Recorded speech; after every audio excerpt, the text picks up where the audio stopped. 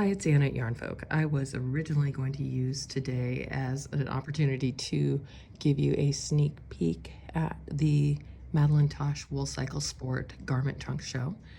But last week there was a little bit of snow and ice in the Dallas-Fort Worth, Texas area, and that is where the package was sending from. So box spent a few days in, I'm sure, a very charming UPS facility. It's on its way now, but it looks like the delivery is scheduled for next Tuesday. So we're going to be a little bit behind on that. But the good news is we get to keep it for a few weeks. So instead, we're going to look at where I am on my Bermy Basic project. I'm using the 18 stitch gauge, so the pattern I'm using is the Bermy Basic 18. I am using Tuku wool DK. This is almost a full ball. I just started this one. And I am carrying Creative Make It Tweed along with the Tuku wool. What I'm doing, you can see here, is I am using the tweed every third round. And the reason for that is that it lightened the color too much when I used it every round. So I went a different route. Top down construction. All of the yoke decreases or increases were completed. And you can see there's a cast on of 6 stitches under the arms after you separate off for the sleeves. This sleeve is on a purl string, handiest thing ever. And so what I did after separating the sleeves was to knit a few rounds just to make it so that there was something here that I could then work into, and I'll show you that on the other side. So one of the things that I do when I can, most of the time, is work the sleeves before the rest of the body. And the reason for that is that it is so much easier to, with the sleeves, you're turning your work around and around pretty frequently because it's not a big circumference. And by doing the sleeves first, we are only turning part of the body as opposed to the entire body of the sweater. It's just much, much less cumbersome. And that is what I'm doing with this project. So you can see here that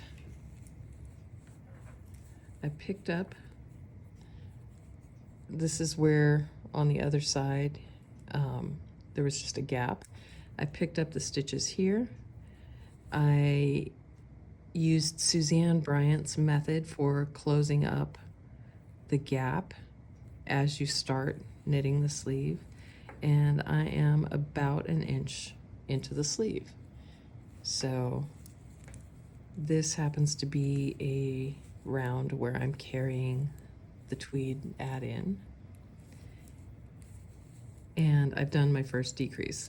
The pattern has options for either doing a tapered sleeve, which is what I'm doing. I am going to do a tapered sleeve with a deeper than normal ribbed cuff, and I will be repeating the garter rib from the collar at the cuff and hem. So my decreases are about every inch. I'm instructed to do a 2-stitch decrease, and I can't remember how many times that repeats, but that's where I am with this project. I am using, I'm actually not positive whether this is the 16 or the 12 inch. I have both out to use on this project. I think this might be a 16. But a 16-inch circular is often too big to use for the entire sleeve, but you usually can use it at the beginning until you've done a few decreases, and then moving to a 12-inch needle. I find that's the fastest way to work through the sleeves. The 12-inch needles I find pretty comfortable to use because of the physics of having to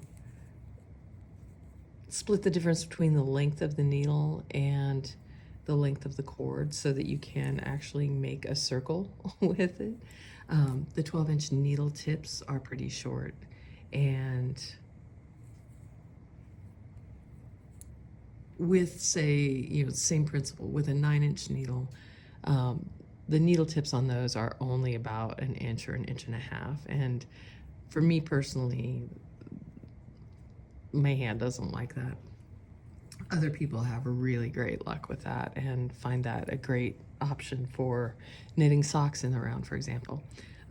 But the 12-inch needle I find really pretty comfortable, and it helps me zip through my sleeves. So I'm on Sleeve Island, but I don't expect it to be a long vacation this year.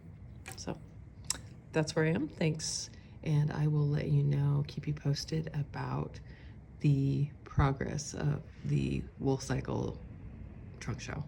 I'm looking forward to having that arrive. Have a great day.